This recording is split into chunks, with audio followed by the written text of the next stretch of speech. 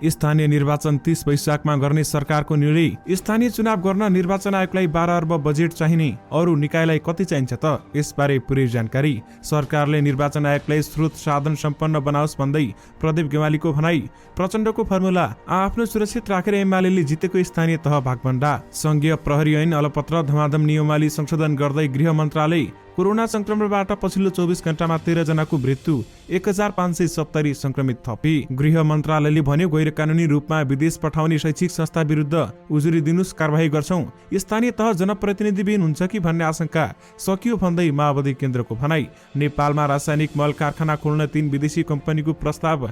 गौतम बुद्ध विमानस्थलमा क्यालिब्रेसन उडान गर्न 5 फागुनमा जहाज नेपाल आउने। स्थानीय तह निर्वाचनका लागि आयोगले माग्यो गाडी, भवन लगायतको विवरण। विद्यार्थी र मजदुरलाई निशुल्क इन्डक्सन चुलो वितरण गर्न माग गरियो। मल उत्पादन गर्न सस्तोमा विद्युत उपलब्ध गराउँछौ भन्दै ऊर्जा मन्त्री पम्फा भुसालको भनाई। कोरोनालाई मौसमी रुगाखोकी जस्तै मानेर अघि बढ्ने दक्षिण कोरियाको तयारी। नेपालको हवाई क्षेत्रलाई ईयूको कालो सूचीबाट हटाउन आग्रह। दोहोरो अङ्कले सुधारियो शेयर बजार। कारोबारमा भने देखिएन उत्साह। देउबारा प्रचण्डमाथि छानबिन गरेर कारबाही गर्न भीम रावलको माग। गोर्खा सैनिक भर्नाबारीमा टुङ्गो गर्नुपर्छ भन्दै नेकपा एकीकृत समाजवादीका नेता माधव नेपालको भनाई। कमल थापाले गरे नयाँ पार्टी घोषणाको संकेत। यूएई र साउदी अरबमा अलपत्र 8 श्रमिक नेपाल आइपुगे। अब नेपाली दूतावासहरूले पनि पासपोर्ट जारी गर्न सक्ने। चुनाव घोषणा भइसकेपछि एमसीसीको च्याप्टर क्लोज भयो। माओवादी एकीकृत समाजवादीको धारणा। चीनले बढायो नेपाली विद्यार्थीका लागि छात्रवृत्ति संख्या। कर्णालीको मन्त्री परिषद बारेमा संसदमै आलोचना। एमसीसी बारेमा प्रचण्डको दोहोरो नीतिले माओवादी केन्द्रमा अन्यल। शिक्षकलाई कर्मचारी सरह सेवा सुविधा उपलब्ध हुन्छ भन्दै शिक्षा मन्त्री देवेन्द्र पौडेलको भनाई। दर्शकवृन्द नमस्कार, तपाईहरुलाई फेरि पनि स्वागत छ हाम्रो च्यानल स्मार्ट खबरमा। दैनिकी जस्तै तपाईहरुमा आजका पनि मुख्य समाचारहरू लिएर उपस्थित भइसकेका छौं। हाम्रो मेहनतका लागि तपाईहरुले यो भिडियोलाई एउटा लाइक अवश्य गर्नुहोला। त्यसैगरी यदि तपाईहरुले अहिलेसम्म हाम्रो च्यानल स्मार्ट खबरलाई सब्स्क्राइब गर्नुभएको छैन भने सब्स्क्राइब गर्नुहोला। साथै छेउमा रहेको बेल घण्टीमा क्लिक गरी अलमा क्लिक गर्न पनि नबिर्सिनुहोला। आउनुस् आजका मुख्य समाचारतर्फ लागौं। दर्शकवृन्द, पहिलो खबर सुरु गरौं कोरोना भाइरसको अपडेटबाट। पछिल्लो 24 घण्टामा नेपालमा कोरोना भाइरस कोभिड-19 को संक्रमणबाट थप 13 जनाको मृत्यु भएको छ भने 1570 जनामा कोरोना संक्रमण पुष्टि भएको छ। स्वास्थ्य तथा जनसङ्ख्या मन्त्रालयका अनुसार 11365 नमुना परीक्षण गरिएको थियो। 7874 जनाको पीसीआर परीक्षण गर्दा 1022 र 3491 जनाको एन्टिजेन परीक्षण गर्दा 448 जना गरी 1570 जनामा कोरोना संक्रमण पुष्टि भएको छ। पछिल्लो 24 घण्टामा 6146 जना कोरोना संक्रमण मुक्त भएका छन्। हाल देशभर 40111 सक्रिय संक्रमित रहेका छन्, जसमध्ये 38883 सक्रिय संक्रमित होम आइसोलेसनमा रहेका छन् भने 228 जना संस्थागत आइसोलेसनमा रहेका छन्। उनीहरूमध्ये 255 जनाको आइसियु र 14 जनाको भेन्टिलेटरमा उपचार भइरहेको मन्त्रालयले जनाएको छ। आज थपिसँगै नेपालमा कोरोना संक्रमितको कुल संख्या 11,02,259 पुगेको छ भने यस्तै नेपालमा मृत्यु हुनेको संख्या 11,827 पुगेको छ र साथमा 9,15,489 जना कोरोना संक्रमण मुक्त भएका छन्। यस्तै 10 वर्ष मुनिका 35 बालबालिकामा कोरोना संक्रमण पुष्टि भएको छ भने 11 देखि 20 वर्ष उमेर समूहका 47 जना कोरोना संक्रमित थपिएका छन्। सरकारले स्थानीय तहको निर्वाचन 30 वैशाख 2079 मा गर्ने निर्णय गरेको छ। मन्त्री परिषदको बसेको बैठकले स्थानीय निर्वाचनको मिति तय गरेको एक मन्त्रीले जानकारी दिएका छन्। निर्वाचन आयोगले एकै चरणमा गर्ने भए पनि 14 वैशाख र 2 चरणमा गर्ने भए 14 र 22 वैशाखको मिति सिफारिस गरेको थियो, तर सत्तारूढ 5 दलीय गठबन्धनले जेठ मसान्तभित्र निर्वाचन गर्ने बताएपछि आयोगले 4 जेठमा प्रस्ताव गरेको थियो। स्थानीय तह निर्वाचन ऐन अनुसार हाल कायम रहेका स्थानीय जनप्रतिनिधिको कार्यकाल 5 जेठ 2079 मा सकिनेछ भने साथै संविधानले स्थानीय तह जनप्रतिनिधिविहीन हुने कल्पना गरेको छैन। 4 जेठमा चुनाव गर्दा केही दिन स्थानीय तह जनप्रतिनिधिविहीन हुने अवस्था आएपछि सरकारले नयाँ मिति प्रस्ताव गरेको भने स्रोतका अनुसार सोमबार सरकारले निर्वाचन आयोगका पदाधिकारीहरूसँग नयाँ मिति बारेमा परामर्श समेत गरेको थियो।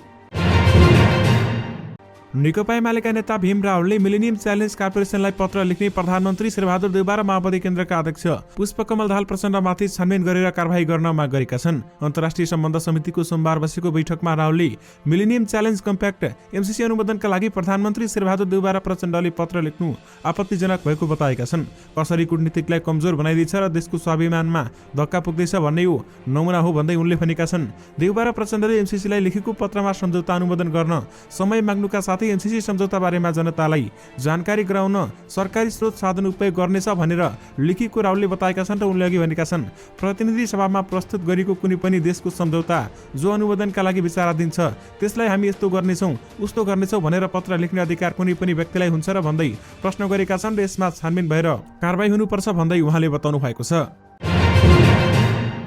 राष्ट्रिय प्रजातन्त्र पार्टीका पूर्व अध्यक्ष कमल थापाले नयाँ पार्टी गठनको संकेत गरेका छन्। पार्टीको महाधिवेशनमा निर्मल निवासको हस्तक्षेप गरेको भन्दै आएका थापाले सोमबार पदाधिकारी केन्द्रीय सदस्य र पूर्व केन्द्रीय सदस्यहरूसँग छलफल समेत गरेका छन्। शुक्रबार अध्यक्ष राजेन्द्र लिङ्गदेनसँग संवाद भए पनि कुनै पनि प्रगति नभएको भन्दै उनले स्थानीय तहको निर्वाचन घोषणा गर्दा समेत आफ्ना मुद्दा संशोधन नभई विकल्प खोज्ने बताएका छन्। उनले भनेका छन् मैले उठाएका सैद्धान्तिक सांगठिक र वैचारिक पक्षहरू सम्बोधन भएन भने विकल्प खोज्नुपर्छ, हुन सक्छ त्यो अवस्थाका लागि तयार बस्नुस् भन्दै उनले बताएका छन्। आफूले विकल्प खोजेको अवस्थामा साथ दिन समेत उनले नेताहरूलाई आग्रह गरेका छन् र अहिले भनेका छन् म दबाब दिन्न, आफ्नो अन्तरात्मालाई सुन्नुस्। यद्यपि आफूले उठाएका विषयहरू संशोधन भए राप्रपामै बस्न तयार रहेको समेत उनले बताएका छन् र भेलामा सहभागी राप्रपाका पदाधिकारीहरूले भने अध्यक्ष राजेन्द्र लिङ्गदेनलाई दबाब दिँदै भन्दै हतारमा निर्णय नगर्न आग्रह समेत गरेका छन्।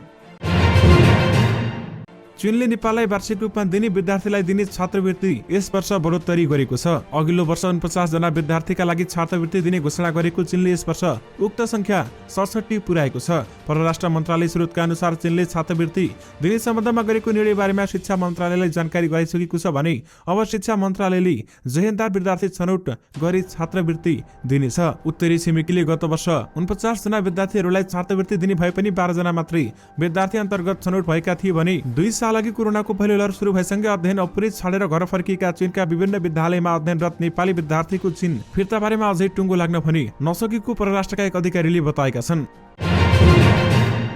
अमेरिकी सहयोग परियोजना मिलेनियम च्यालेन्ज कर्पोरेसन एमसीसी बारेमा दोहोरो नीति लिएपछि नेकपा माओवादी केन्द्रका अध्यक्ष पुष्पकमल दाहाल प्रचण्ड आफू त अप्ठ्यारोमा परेका छन् भने त्यही कारणले पार्टीमा थप अन्योलता सृजना भएको छ। प्रचण्डले एकातिर एमसीसी परिमार्जन नगरी पारित गर्न सकिँदैन भन्ने र अर्कातिर पारित गर्ने प्रतिबद्धता सहित एमसीसीलाई पत्र पठाउँदा पार्टीलाई समेत अप्ठ्यारो पर्ने अवस्था आएको माओवादी केन्द्रका एक नेताले हामीलाई बताउनु भएको छ। उहाँले कसरी गर्नुभयो भनेर हामी अचम्मित छौं। उहाँले आफ्नो अस्थिर चरित्र यहाँ देखाउनु भयो। ती नेताले भनेका छन् अब यस बारेमा पार्टीमा पक्कै पनि प्रश्न उठ्छ होला।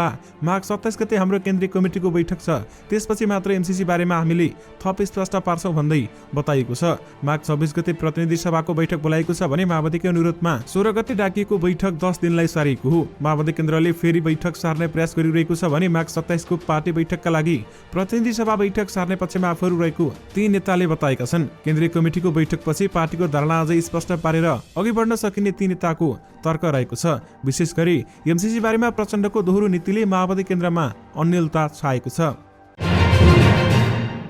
शिक्षा विज्ञान तथा प्रविधि मन्त्री देवेन्द्र पौडेलले शिक्षकलाई पनि निजामती कर्मचारी सरह सेवा सुविधाको प्रबन्ध गरिने बताएका छन्। ताराखोला गाउँपालिकाले आयोजना गरेको शैक्षिक सत्र अन्तर्क्रियामा उनले सेवा सुविधा र अवसरमा शिक्षकलाई विभेद नगरिने उल्लेख गरेका छन्। यस विषयमा मन्त्रालयले निर्णय गरिसकेको छ। आउँदो बजेट कार्यक्रममाथि कार्यान्वयनमा आउँछ। मन्त्री पौडेलले भनेका छन् अर्थ मन्त्रालय र अरू निकायसँग पनि समन्वय भइरहेको छ। कर्मचारी र शिक्षकको कार्यविभाजन फरक भए पनि तह र सुविधा एउटै हुनुपर्ने मन्त्री पौडेलले बताएका छन्। शिक्षकको वृत्ति विकासमा पनि मन्त्रालय संवेदनशील रहेको उनको भनाइरहेको छ। मन्त्री पौडेलले 18 वर्षदेखि रोकिएको शिक्षकको आन्तरिक बढुवाका लागि विज्ञापन खुलाएर प्रक्रिया अगाडि बढाइरहेको बताएका छन्।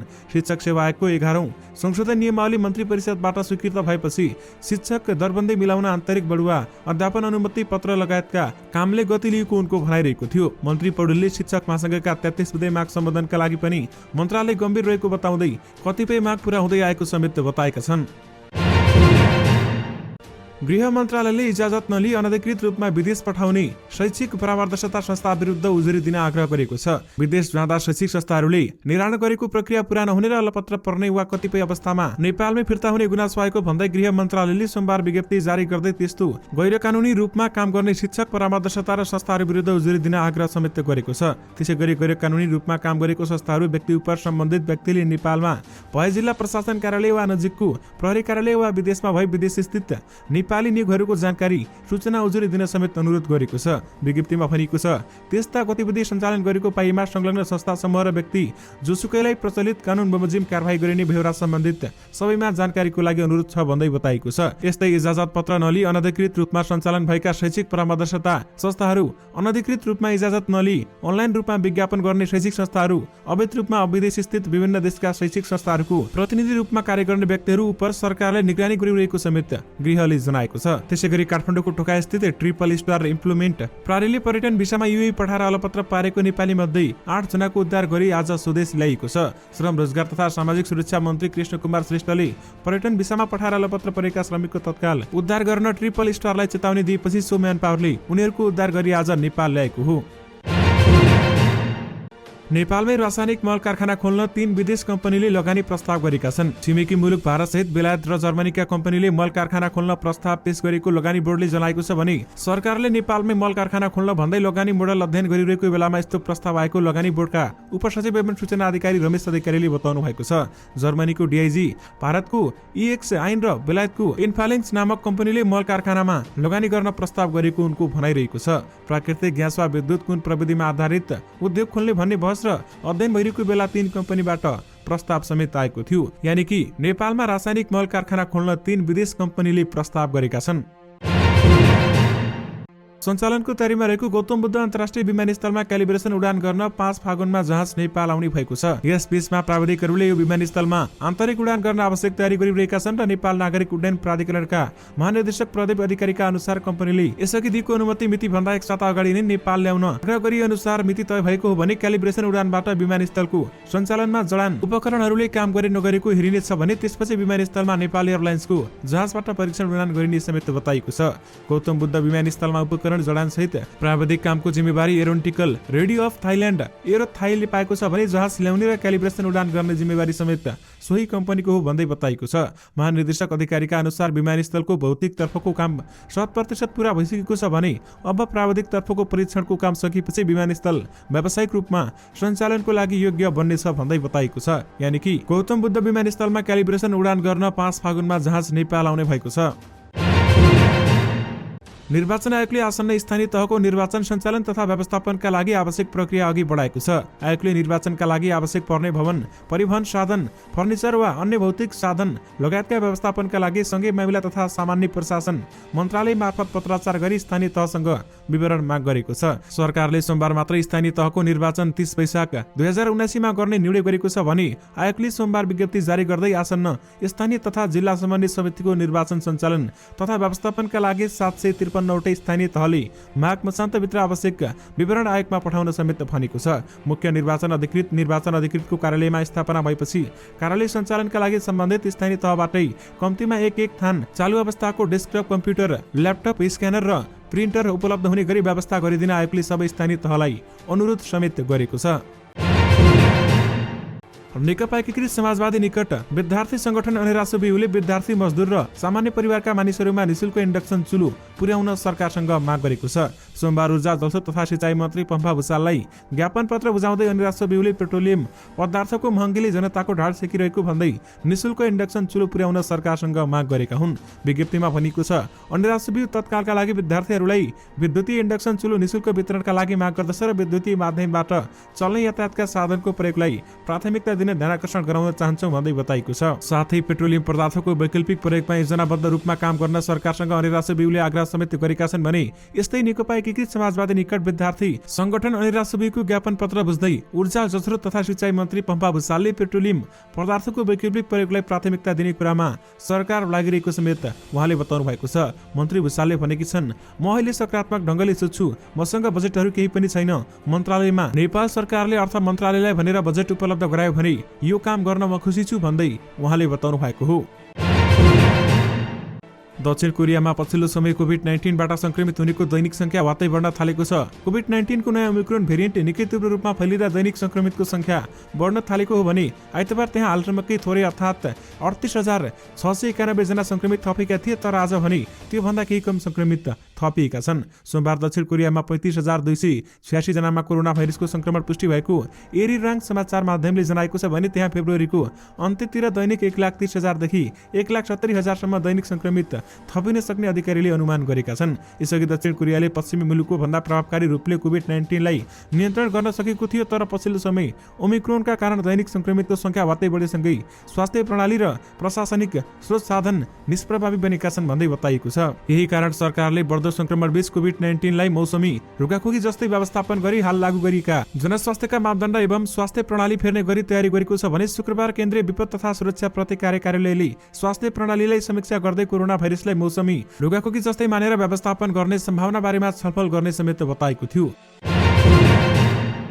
संस्कृति पर्यटन तथा नागरिक उड्डयन मन्त्री प्रेम बहादुर आलेले नेपालको हवाई क्षेत्रलाई युरोपेली संघको EU कालो सूचीबाट हटाउन आग्रह गरेका छन्। मन्त्री आलेले नेपालका लागि EU का राजदूत नोना डिप्रेसँग आज मन्त्रालयमा भएको शिष्टाचार भेटवार्तामा नेपालले कालो सूचीबाट हटाउन विभिन्न गृह कार्य गरिरहेको पनि उनले उक्त सूचीबाट हटाउनका लागि सहयोग गर्न अनुरोध गरेका हुन् भने मन्त्री आलेले भनेका छन् नेपालको हवाई सुरक्षा क्षेत्र थप सुधार गर्न र उडानमा सुरक्षामा नेपाल सरकार पूर्ण प्रतिबद्ध छ। उनले नागरिक उड्डयन क्षेत्रका अलावा सांस्कृतिक पर्यटन तथा नागरिक क्षेत्रको प्रवर्धन तथा विकासका लागि EUसँग नेपालले सहकार्य गर्न चाहेको पनि धारणा राखेका थिए। सो अवसरमा राजदूत डिप्रेले नेपालको उडान सुरक्षा अवस्थाको स्थलगत अवलोकनका लागि EU को प्राविधिक टोलीलाई यथाशीघ्र बोलाउन आग्रह गरिने आश्वासन समेत दिएको छ।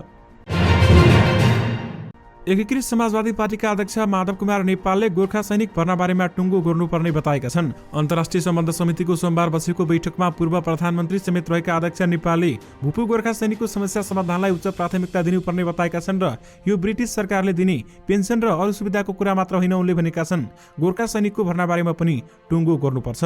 जुन देशसँग हामीले सम्झौता गरेका छौं त्यो देशमा श्रम वा सुरक्षामा पठाउने सैनिक भन्दै एकीकृत समाजवादीका अध्यक्ष नेपालले नेपालीहरूलाई भर्ना गर्ने अन्य देशमा पठाउने र बीचको उसले लिने स्थितिलाई अन्त्य गर्नुपर्छ भन्दै बताइएको छ।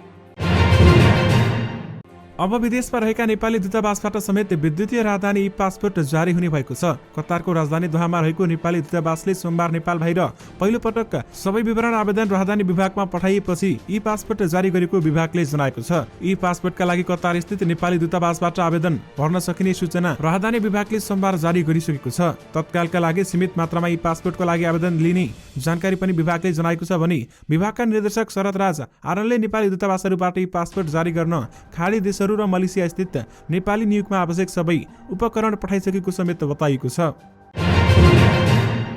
कर्णाली प्रदेशको मन्त्री परिषद विस्तारको विषयमा प्रदेश सभा बैठकमै आलोचना भएको छ। सोमबार बसेको संसद बैठकमा प्रमुख प्रतिपक्षी दलका सांसदहरूले मन्त्री परिषद विस्तार गर्दा महिलालाई सहभागी नगराएको फौजदारी अभियोग लागेका गैर सांसदलाई मन्त्री बनाएको विषयमा आलोचना गरेका छन्। शून्य समयमा बोल्दै सांसद पद्मा खड्काले समावेशिताको सिद्धान्त स्थापित गरौँ भनेर दाबी गर्ने गठबन्धनमा रहेका दलले नै महिला सहभागितालाई व्यवस्था गरी सरकारमा मन्त्री पठाएको टिप्पणी समेत गरेकी छन्। यसकारणले गर्दा कर्णालीको मन्त्री परिषद बारेमा संसदमै आलोचना भएको छ। सरकारले 30 वैशाखमा स्थानीय तहको निर्वाचन एकै चरणमा गर्ने घोषणा गरेको छ। सो निर्वाचन प्रयोजनका लागि 12 अर्ब रुपियाँ आफ्नो कार्यालयलाई मात्र आवश्यक पर्ने जानकारी निर्वाचन आयोगले गराएको छ। केही दिन अगाडि आयोगले सरकारलाई बुझाएको प्रतिवेदनमा निर्वाचन आयोग प्रदेशका 7 निर्वाचन कार्यालयमा 70 निर्वाचन कार्यालय 753 निर्वाचन अधिकृतको कार्यालयमा खर्च गर्ने गरी सो रकम बराबरको बजेट चाहिने उल्लेख समेत गरिएको छ। यो बजेट अघिल्लो पटकको चुनाव 2074 सालको तुलनामा 4 अर्ब बढी हो भने यसअघि 8 अर्ब रुपियाँ बजेट खर्च भएको को भनाइरहेको छ। यो बजेट एकै चरणमा चुनावमा भएको अवस्थामा हुने अनुमानित खर्च हो भने त्यसो हुन नसके यो बजेट अझ बढ्न सक्ने समेत आयोगको भनाइरहेको छ। नेकपा एमालेका उपमहासचिव प्रदीप गेवालीले निर्वाचन आयोगलाई साधन स्रोत सम्पन्न बनाउन सरकारसँग आग्रह गरेका छन्। सरकारले आउँदो वैशाख 30 गतेका लागि स्थानीय तहको निर्वाचन घोषणा गरेपछि हामीसँग कुरा गर्दै उपमहासचिव गेवालीले सरकारले निर्वाचन आयोगलाई सम्पूर्ण रूपले साधन स्रोत सम्पन्न बनाउने र राजनैतिक रूपमा पनि वातावरण अनुकूल बनाउनका निम्ति भूमिका खेल्नुपर्ने समेत बताएका छन्। अब छिट्टै आचार संहिता लागू होस् र स्वच्छ निष्पक्ष र धाँधली सहित निर्वाचनको सुनिश्चित होस्, हाम्रो त्यही अपेक्षा छ भन्दै उपमहासचिव प्रदीप गेवालीले भनेका छन्।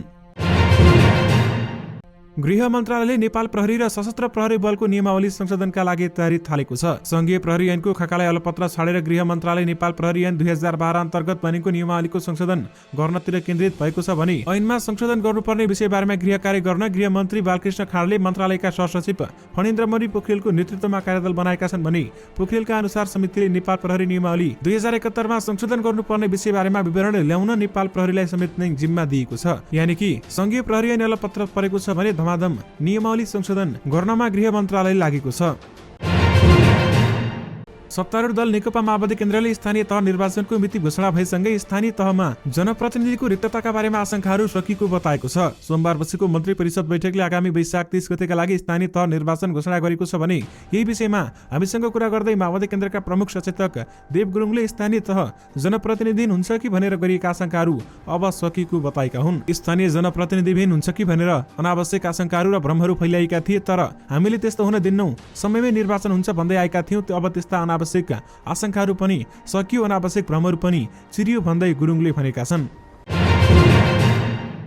ऊर्जा मन्त्री पम्फा भुसालले जलविद्युतको प्रयोग गरेर रासायनिक मल कारखाना स्थापना गर्नुपर्ने बताएकी छन्। कृषि मन्त्रालयमा आज भएको छलफलमा उनले दीर्घकालीन एवं राष्ट्रको हितका लागि पनि जलविद्युतकै प्रयोगबाट सम्पूर्ण उद्योग तथा कल कारखाना सञ्चालन हुनुपर्ने समेत बताएकी छन्। उनले भनेकी छन्, देशभित्र ऊर्जाका रूपमा जे खपत हुन्छ त्यो विद्युतबाट उत्पादित ऊर्जा नै हुनुपर्छ। लगानी बोर्ड मार्फत लगानी गर्ने उद्योगी व्यवसायीले पनि नाफासँगै देशको माया गरेर विद्युतीय ऊर्जा खपतलाई प्रोत्साहन गर्नुपर्ने समेत जोड उनको रहेको थियो। मन्त्री भुसालले भनिन्, हामी देशभक्त नागरिकले राष्ट्रको हितलाई पहिलो प्राथमिकतामा राख्नुपर्छ, यही भित्र नाफा व्यापार खोजौं, मेरो विनम्र आग्रह छ भन्दै उहाँले बताउनु भएको छ।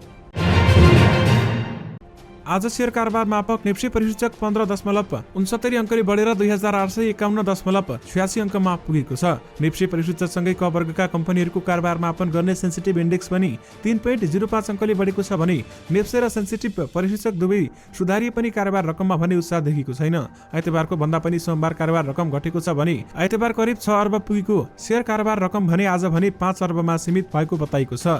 दिनभर भएका 66,113 कारोबारबाट 224 कम्पनीका 95,12,580 किता शेयर किनबेच भएका छन्, जसअनुसार कारोबार रकम 5,20,20,17,181 रुपियाँमा सीमित भएको छ। दर्शक महानुभाव, यससँगै तपाईहरुमा आजका सबै मुख्य समाचारहरू राखिसकेका छौं। फेरि पनि तपाईहरुमा नयाँ रिपोर्टहरूको साथमा उपस्थित हुने नै छौं। अहिलेलाई भने मलाई बिदा दिनुस्। नमस्कार।